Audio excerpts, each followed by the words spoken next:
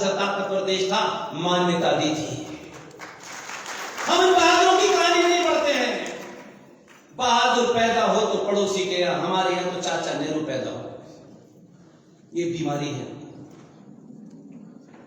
इसलिए मुझे खुशी है कि आप जैसे लोग चोट खा के सही कम से कम उस रास्ते पे तो आए। इसलिए उस आदमी ने जो गुजरात में 15 साल की ट्रेनिंग लेके जब दिल्ली आया तो उसने भरी पार्लियामेंट में ज्वाइंट सेशन में आपसे बात कही थी, मुझसे कही थी, 95 करोड़ सनातनियों से साफ साफ कहा। लेकिन हम उसको समझना नहीं चाहते थे। उसने एक बहुत छोटी सी कहानी सुनाई जो मैं आपको रिपीट करता हूं। ऐसी चीजें मेरे यहां अटक जाती हैं क्योंकि आपका स्वार्थ भौतिक पे है, मेरा नहीं है, मुझे कोई इंटरेस्ट नहीं। उसने एक कहानी सुनाई कि एक शेर और शेरनी अपने 4 बच्चों के साथ जंगल जा रहे थे। जो लोगों को लगता हो कि मैं कोई अलग से बात कह रहा हूं, जाइएगा लोकसभा का लाइव सेशन शपथ लेने के बाद के कुछ दिन बाद जो कहानी उसने सुनाई वो आज की रिकॉर्ड है, गूगल पे ढूंढने के मिल जाएगी। मैं लाइव देख रहा था। जैसे ही उसने ये 2 शब्द कहे मैंने कहा कहानी समझ में आ गई। आपको उसको याद दिलाने के लिए सुना था। इतने घनघोर हालात खराब होने के बीच में से भी उसने हिंदू राष्ट्र का नारा नहीं लगाया, भारत माता का नारा नहीं लगाया। अपनी बात उस सनातनी समाज के कान तक पहुंचा दी। लेकिन फिर भी हमें लगा पता नहीं क्या कहानी सुना रहा है। कोई घोषणा तो की नहीं इसने बिजली के दाम कम करने की, हम तो इसीलिए आए थे। उसने एक कहानी सुनाई, एक शेर और शेरनी अपने 4 बच्चों के साथ जंगल से जा रहे थे। शेर और शेरनी का स्वभाव शिकार करने का होता है। शेर शेरनी को कोई शिकारी दिखाई दे गया जानवर, शेर और शेरनी उसका शिकार करने के लिए उसके पीछे दौड़े। थोड़ा रास्ता लंबा हो गया, वो दौड़ के आगे चले गए। उनके 4 बच्चों में से 3 बच्चे बहुत तेजी से आगे दौड़े। शेर ने शिकार कर लिया। शिकार करके शेर शेरनी आगे बढ़ गए। उनके 3 बच्चे जो भागे बहुत तेजी से वो भी उनके साथ चले गए। एक बच्चा जो हिंदू था वो थक गया, वो भटक गया, वो पीछे छूट गया, वो चले गए जंगल। वहां जाकर शेरनी को पता चला कि उसका चौथा बच्चा उसके पास नहीं। वो बड़ी दुखी हुई। उसने बड़ा ढूंढने की कोशिश की, वो नहीं मिला उसे। उसी जंगल में भेड़ चराने वाला कोई चरागाह जा रहा था। वो शेर का बच्चा उन भेड़ों के बीच में चला गया। वो भेड़ वाला उस सबको हका के ले गया। बहुत दिन बाद उसे पता चला कि ये भेड़ तो नहीं है, ये कोई शेर का बच्चा है। खैर उसने कहा कि इनको रहने देते हैं, अब क्या करते हैं, आ गया है। वो शेर का बच्चा भेड़ों के साथ रहते रहते उसकी हरकतें वैसे ही हो गई। वो वैसे ही सोचने लगा। और एक लंबे समय के बाद, 700-800 साल के बाद, वो शेर फिर दोबारा जंगल में लौटा। शेरनी भी साथ में थी। शेरनी ने दूर से अपने बच्चे को पहचान लिया कि वो भेड़ों के बीच में है, वो उसी का बच्चा है। शेरनी उसके पास गई और उससे कहा तू मेरा बच्चा है। बोला नहीं, मैं भेड़ हूं। वो मना करता रहा। शेरनी बहुत दुखी हुई कि देखो मेरा बच्चा है लेकिन ये अपने आप को भेड़ बता रहा है। शेरनी ने यत्न किया कि कैसे मैं इसे समझाऊं। तो एक दिन शेरनी उसको लेकर के एक कुएं के पास गई और उसने कहा कि देख तेरा चेहरा और मेरा चेहरा एक सा है। उसने नहीं माना तो पहले उसने अपना चेहरा दिखाया। फिर जैसे ही उस बच्चे ने अपनी मां का चेहरा उस पानी में देखा, उसे अपने होने का बोध हो गया और जोर से उसने दहाड़ मारी, बोला हाँ मैं शेर का बच्चा हूं।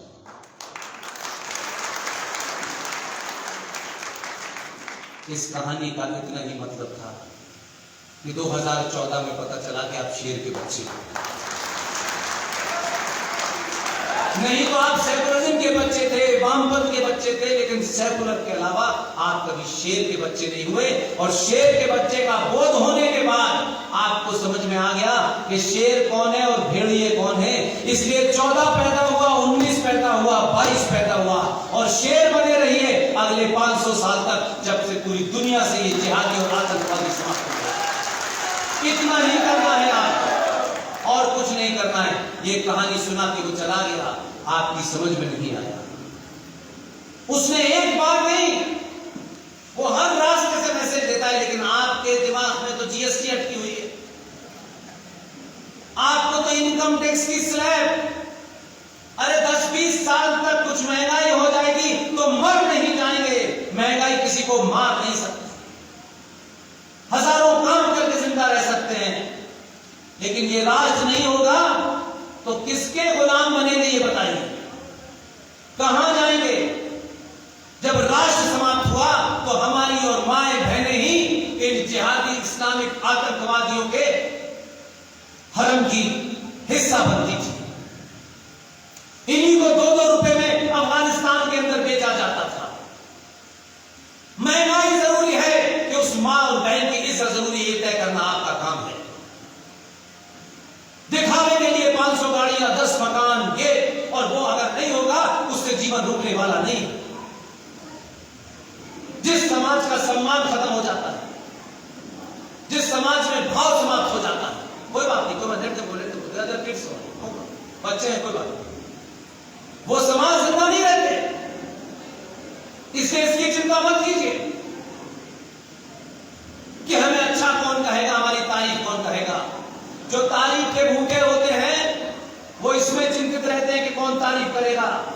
आप में इतनी ताकत होनी चाहिए, अपने ऊपर विश्वास होना चाहिए कि अगर अंग्रेजी नहीं आती है, पैंट शर्ट नहीं पहनता है, हैट नहीं लगाता है, लेकिन उसे अपने पे भरोसा है। हमने तो पहली बार देखा कि भारत की राजनीति में सिर्फ धोती और कुर्ता पहनने वाले आते थे। ये तो आदि आस्तीन का कुर्ता पहनता है तब भी दुनिया लोहा मानती है। तब भी झगड़ा इस रशिया और यूक्रेन के बीच में हो रहा है, लेकिन मध्यस्थता के लिए इन्हें बुलाया जाता है। इनका कोई लेना देना नहीं है और ये अमेरिका के साथ भी खड़ा है और रशिया से तेल भी ले रहा है। अमेरिका रशिया पे बैन लगा रहा है, कहता तुम बैन लगाओ, मेरे देश का ही तेल लेने में तुम बाढ़ में जाओ। ये ताकत होनी चाहिए, इसी ताकत को सनातन कहते हैं। यही ताकत आपकी है। दलालों को, मक्कारों को मत चुनिए, और अगर आपके बीच में भी हैं उन दलालों को भी एक्सपोज कीजिए, क्योंकि ऐसे ही दलालों ने बहुत पहले बहुत सारे सौदे किए थे। इसलिए भारत की पार्लियामेंट में, संसद में, खुले संसद में, बीच संसद में भारत राष्ट्र को बेचने वाले समझौते कानून बने। हम गली गली बता नहीं पाए लोगों को कि देखो ये कानून बन गया है, एक बार इसके लिए भी कार सेवा करनी है, नहीं, क्योंकि हिंदुओं पे अत्याचार होता रहे, हिंदुओं की प्रॉपर्टी लुटती रहे, उसी में तो हमारा हिंदुत्व है। हिंदू पिटेगा नहीं तो हमारे पास कैसे आएगा, और हमारे पास आएगा तो हम उसको मूर्ख कैसे बनाएंगे। 1991 में देश में कांग्रेस की सरकार थी, अयोध्या का मूवमेंट बहुत पीक पे था, बहुत चरम पे था, और एक कानून बन गया। कुछ लोगों को अयोध्या से अपनी राजनीतिक रोटियां सेकनी थी। तत्कालिक फायदे के लिए पूरे राष्ट्र को गिरवी रख दिया, बताया नहीं किसी ने, और आप में से किसी ने जानने की कोशिश नहीं की। मठों में बैठने वाले, आश्रम चलाने वाले, संत पब्लिक में क्यों इतनी नहीं की कि ये सवाल गली गली उठता, लोग चौराहे चौराहे पूछते, नहीं करा।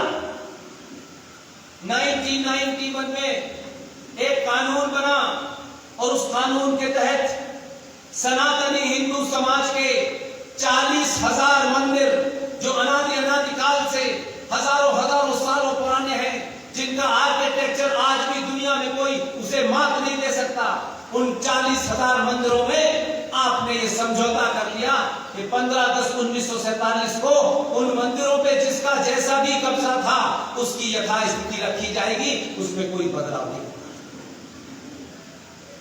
मंदिर हमारे थे, हमारे दादा परदादा पूर्वजों के थे, लेकिन दलालों की चुप्पी के कारण संसद में कानून बन गया। हम बोले नहीं। हम क्यों बोले? क्योंकि हम तो हिंदुओं की ठेकेदारी को चिल्लाएंगे, फिर वोट लेंगे और उसके बाद सत्ता का मजा लेंगे। मजा लो, लेकिन राष्ट्र की कीमत पे मत लो। 1993 में भारत के संविधान को रौंदते हुए नेशनल कमीशन फॉर माइनॉरिटी बन गया। कई 20,000 करोड़ का बजट है। मुसलमानों को उसमें इमदाद दी जाएगी क्योंकि वो बेचारे बड़े कमजोर हैं। ये तो पैदाइशी कमजोर 1400 साल से थे, उनकी कमजोरी हम क्या दूर करेंगे भाई? लेकिन हमारे पैसे से पल रहे हैं। 1993 में नेशनल कमीशन फॉर माइनॉरिटी बन गया। 1995 में वक्फ बोर्ड के उस कानून के अंदर बदलाव हो गया। भारत के एक भी सनातनी को ये बात नहीं पता है। पिछले 8 साल से कहते कहते मुझे ये चीजें रट गई है। मैं चलते फिरते बोलता हूँ, 10 लोगों के सामने बोलता हूँ, 50 लोगों के सामने बोलता हूँ। जिन लोगों को इस मुहिम में साथ खड़ा होना था, उनकी समस्या ये हो गई है कि उनका ये तो ऐसी बातें कर रहा है जिससे हिंदू भड़क सकता है। अगर राष्ट्र बचाने के लिए हिंदू भड़क सकता है तो हर हिंदू को भड़क जाना चाहिए। राष्ट्र के ऊपर ना कोई संगठन है, ना कोई व्यक्ति है, ना कोई राजनीतिक दल है। राष्ट्र से ऊपर कोई नहीं हो सकता। इसलिए 95 के अंदर वक्फ प्रॉपर्टी कानून में बदलाव हुआ, 2013 में पास हो गया। 95 के उस कानून के बदलाव के बाद भारत राष्ट्र की भूमि में मंदिर के ट्रस्ट, प्राइवेट प्रॉपर्टी, सरकारी प्रॉपर्टी, किसी प्रॉपर्टी पर वक्फ प्रॉपर्टी कानून के तहत वो किसी भी जगह को क्लेम कर सकते हैं कि ये आश्रम वक्फ प्रॉपर्टी पे बना हुआ है। कानून के तहत उन्हें ये कागज नहीं दिखाने हैं कि ये वक्फ प्रॉपर्टी पे बना हुआ है। कानून की धारा 3640 के तहत जिसकी जमीन है वो कागज भी दिखा दे, तब भी नहीं बात मानी जाएगी। उसे हाई कोर्ट जाने का भी ऑर्डर नहीं है कि वो अपनी जमीन के कागज दिखाए कि भाई लॉर्ड ये मेरी जमीन है। कानून के तहत वक्फ बोर्ड जो जिहादियों की एक दुकान है, कहा गया कि उस जिहादी दुकान की के अंदर ये ट्राइब्यूनल हम बनाएंगे और उसमें आप अपील करेंगे। और इसके तहत आप में से मुझे लगता है अगर आप लोग कुछ विषय को, या तो मैं हूं या विष्णु शंकर जैन, एक युवा देश का बेहतरीन सुप्रीम कोर्ट का वकील, हमारा साथी छोटा भाई सुशील पंडित, जीबी बख्शी, इन सबको सुने और चीजों को सच्चाई से इसलिए जाने कि ये फैक्ट बताने आए हैं, ये किसी को नाराज और खुश करने नहीं आए।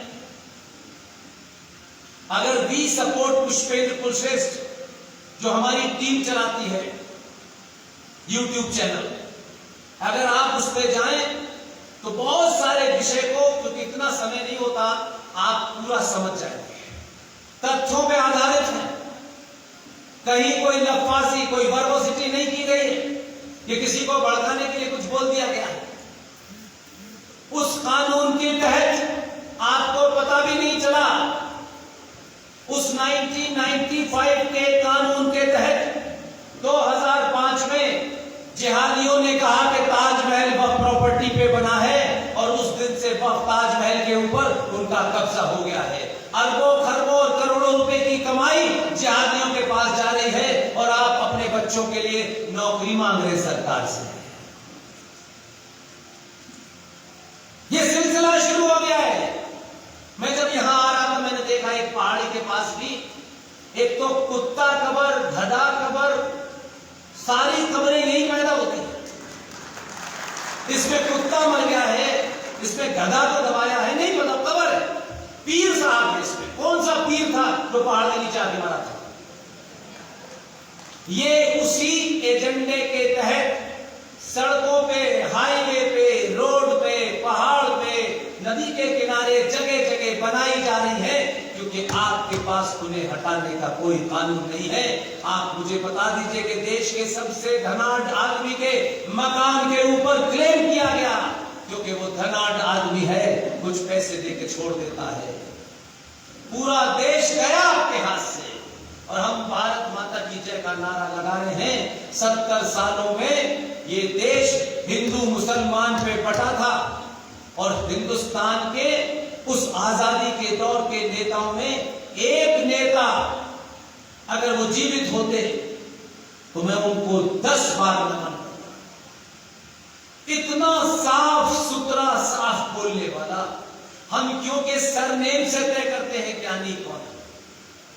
B.R. अम्बेडकर एकमात्र ऐसे नेता हैं जिन्होंने अपनी किताब पाकिस्तान और पार्टीशन ऑफ इंडिया, जो हिंदी में भी है, जो इंग्लिश में भी है, उसमें साफ साफ लिखा कि भारत का विभाजन मजहब के नाम पे हुआ है और जब मजहब के नाम पे हुआ है, जब तक भारत की धरती पे एक भी मुसलमान है, ये विभाजन कंप्लीट नहीं है। ये बड़े बड़े हिंदू ठेकेदार नहीं कह सकते। कायर और डरपोक लोग कभी सच नहीं बोलते। सच बोल के चले जाइए। अगर उस दौर में कुछ लोग आपको दफन भी कर देंगे, आने वाली नस्लें बिल्कुल वैसे ही खोद के निकाल लेंगी कि आज चाचा नेहरू की बर्थडे का दिन भी बच्चों से छिन गया। पता नहीं आपको ये खबर है ना? तो जोर से बोलिए, इसको शर्माने की क्या बात। इसलिए मैंने आपको बोध करा रहा हूं, सिर्फ आपसे इल्तिजा कर रहा हूं। जिस सुभाष चंद्र बोस को मारने का षड्यंत्र किया गया, क्योंकि उसने आजाद हिंद फौज बनाकर के 60,000 लोगों की, 26,000 सैनिकों की जान चली गई। देश की घोषणा की, बैंक चलाया, टिकट चलाई, समय ने उसको जमीन में दफना दिया। कुछ दलाल इकट्ठे हो गए। सच की एक प्रवृत्ति होती है, इसकी एक टेंडेंसी होती है। जितना सच को नीचे दफनाएंगे, वो सच कभी ना कभी दिगनी ताकत से बाहर निकलता है। जिस सुभाष चंद्र बोस को हमने देखा नहीं, हमें मौका नहीं मिला, लेकिन मैं और आप सब खुशकिस्मत हैं, भाग्यशाली हैं कि आपने आज भारत की सत्ता का सबसे बड़ा केंद्र, जिसे राष्ट्रपति भवन और लोकसभा राज्यसभा का इलाका कहते हैं, जहां सत्ता चलती है, वहीं पर एक इंडिया गेट है, जो अंग्रेजों के साथ फर्स्ट वर्ल्ड वॉर में हमारे भारतीय और अंग्रेज सिपाही मारे गए थे, जिनकी याद में इंडिया गेट बनाया था। हम आज तक इंडिया गेट पे जाकर के जवानों को, वो जो ज्योति थी उस पे जाके फूल चढ़ाते थे। हमने आजाद भारत के बाद 65 के युद्ध में, 71 के युद्ध में मरने वाले शहीदों के लिए कोई स्मारक नहीं बनाया था। लोगों ने कहा ऐसा काम, क्योंकि हम हिंदुओं को बड़ी प्रॉब्लम होती है, ये बेकार का काम कर रहा है, टमाटर महंगे हो रहे हैं, इसमें पैसा डालने की क्या जरूरत है। राष्ट्रों के जीवन में इतिहास लिखा जब जाता है तो टमाटर और प्याज की कीमत के भाव नहीं लिखे जाते। ये लिखा जाता है कि राष्ट्र में उस वक्त कैसे पुरुषार्थी लोग थे और उन्होंने क्या किया और क्या किया। यही इतिहास में दर्ज होता है और कुछ दर्ज नहीं होता। किस पे कितनी कितनी कारें थी, किस पे कितने मकान थे। उस आदमी ने उसी इंडिया गेट पर 71 और 65 और 65 के बाद कारगिल जितने भी युद्ध हुए उनकी याद में एक स्मारक बनाया है। आप जाएं इंडिया गेट पे देखें तो आपको एक दूसरी चीज देखने को मिलेगी, जिसकी लड़ाई मेजर जनरल जीडी बख्शी के नेतृत्व में हम सब ने लड़ी। और जब हम ये बात करते थे लोग कहते थे पुष्पेंद्र साहब इससे क्या फायदा होने वाला है, तो मैंने कहा अपने बाप का नाम क्यों लगाते हो, उससे तुम्हें कोई फायदा होने वाला है, वो तो मर गया। क्यों लगाते हो अपने बाप का नाम, क्यों फला का बेटा हूं, उससे नौकरी मिलती है क्या? तुम डरपोक और कायर लोग हो। जीडी बख्शी के अंडर में ये मुहिम 7-8 लोगों ने चलाई, जितनी शक्ति थी चलाई। हम में से कोई करोड़पति नहीं, लाखपति नहीं, हजारपति भी नहीं है। और अपनी बातों को आपके बीच में जगह जगह देश के कोने कोने रखा। उसका असर यह हुआ कि देश की सत्ता पे बैठने वाले को पता चल गया कि इन्होंने देश का मिजाज बदल दिया है। इसलिए उसने अभी जो जनवरी निकली है 2 बदलाव किए। पहले 26 जनवरी की शुरुआत 24 जनवरी से होती थी। इसने सिर्फ एक नोटिफिकेशन जारी किया कि अब की से 26 जनवरी की तैयारी 23 जनवरी से होगी। 23 जनवरी को सुभाष चंद्र बोस पैदा हुए थे। उसके विरोधियों को जब तक समझ में आता कि 23 को क्यों किया है, शाम को इंडिया गेट गया और बोला कि इंडिया गेट के सामने जहां अंग्रेजी शासन को स्थापित करने वाला पहला अंग्रेज जॉर्ज पंचम जब यहां आया था तो उसकी मूर्ति लगी हुई थी। मूर्ति बहुत पहले वहां से हटा दी गई। किसी ने इंदिरा की मूर्ति लगाने की कोशिश की गई, कुछ चमचों ने गांधी की मूर्ति लगाने की कोशिश की गई, लेकिन मूर्ति किसी की नहीं लगी। भाग देखिए और सच्चाई देखिए। 70 सालों के बाद जिस सुभाष चंद्र बोस को जमीन के कई गज नीचे दफना दिया था, आपकी मेहनत के कारण, हम सब की मेहनत के कारण इस प्रधानमंत्री ने 28 फीट ग्रेनाइट की मूर्ति इंडिया गेट पे सुभाष चंद्र बोस की लगाई। आने वाली नस्लें देखेंगी कि ये सुभाष चंद्र बोस की मूर्ति क्यों लगी है, और जब आप उसकी मूर्ति देखेंगे तो उसके शौर्य की कहानी याद रखेंगे, तो फिर आप अपने बीच में से दलाल और कायर और लालची नहीं चुनेंगे। इसलिए बहुत कुछ है आपसे कहने के लिए, लेकिन मैं पिछले 10-12 दिन से निकला हुआ हूं और मुझे अभी रात में ही पूना पहुंचना। मुझे कार के सफर से थोड़ा तकलीफ होती है, लेकिन ये तकलीफ आने वाली कई तकलीफों के लिए जब मैं कुछ करने लगता हूं तो दूर हो जाती है मुझे पुरानी लगता है। इसलिए आप सब एक ही अपने आप से कसम खाएं, कुछ भी नया नहीं करना। जो जहां है